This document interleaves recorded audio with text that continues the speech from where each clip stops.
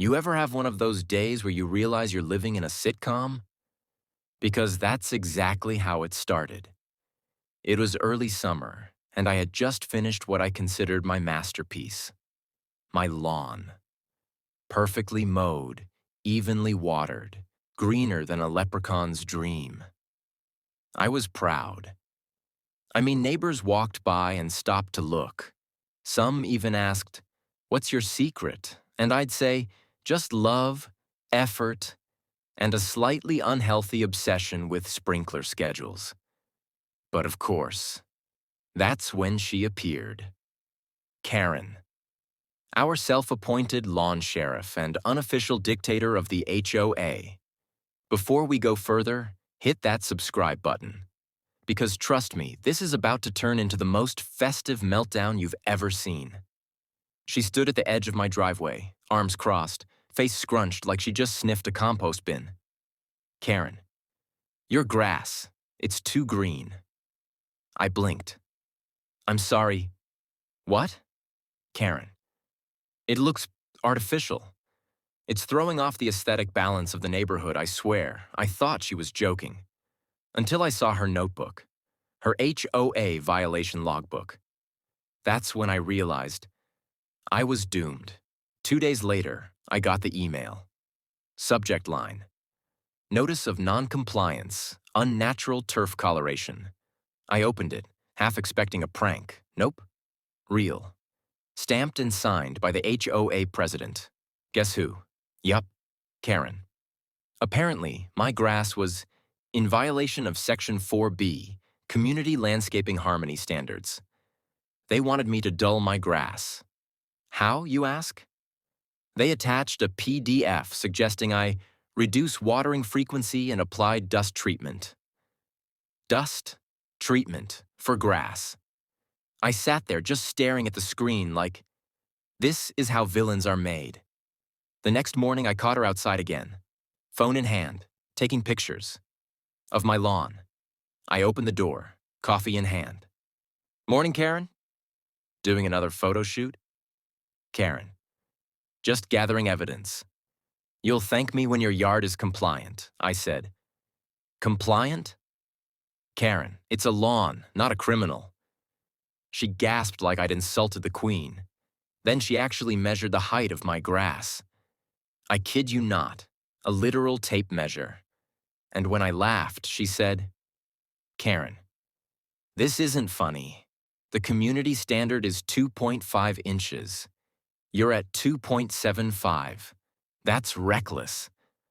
At that point, I realized we'd officially entered HOA Twilight Zone. A week later, I got another letter. This time, it wasn't just a warning. They were fining me $250 for aesthetic nonconformity. I called the HOA office, and the poor assistant sounded embarrassed.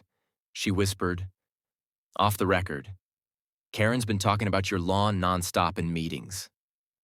Of course she had. So I sent them an email back with one line: "If being green is wrong, I don't want to be right." Then, just to spite her, I fertilized the lawn again. By the weekend, it looked like an emerald carpet straight from a fantasy movie. And that's when the real war began. Saturday morning. I was sipping lemonade on my porch when I heard it. Karen's scream.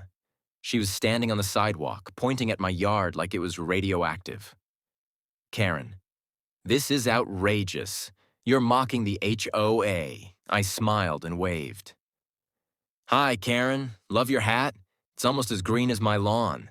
She stormed off. And 10 minutes later, a police car rolled up. And hey, if you're still watching this HOA circus, hit that subscribe button. The officer stepped out, looking tired. You could tell this wasn't his first Karen call of the day. "Officer, sir, we received a complaint about, grass brightness." I stared. "You're kidding." He sighed.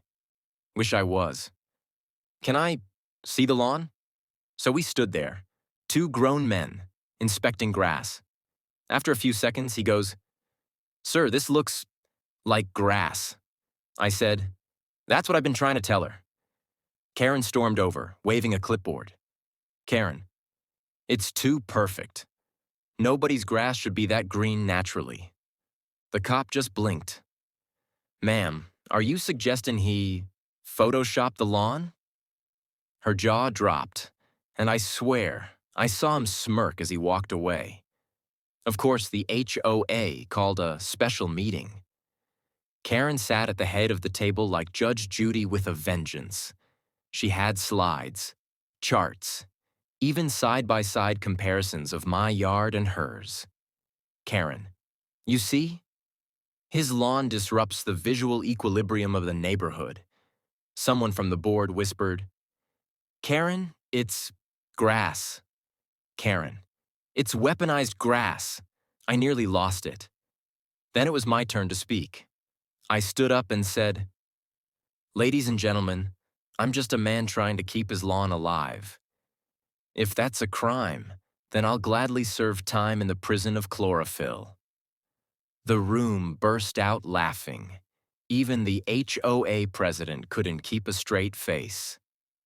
The vote came down, and the HOA board voted against Karen. Unanimously. They said there was no rule against being good at lawn care. Karen was furious.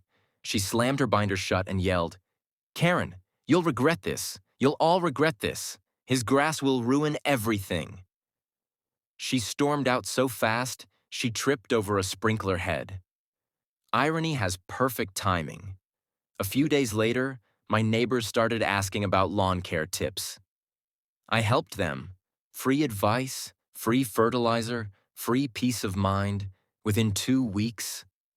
Every yard on the street was greener than hers, and that's when I saw it.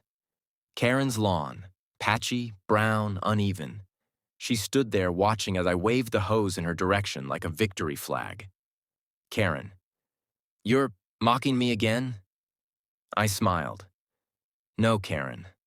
I'm watering my success. A month later, the HOA sent a community-wide newsletter. Front page headline, Lawn of the Month, congratulations to, and my name was written in bold letters. There was a big photo, my grass, my smile. And right next to it, Karen's name under former landscaping committee chair, resigned.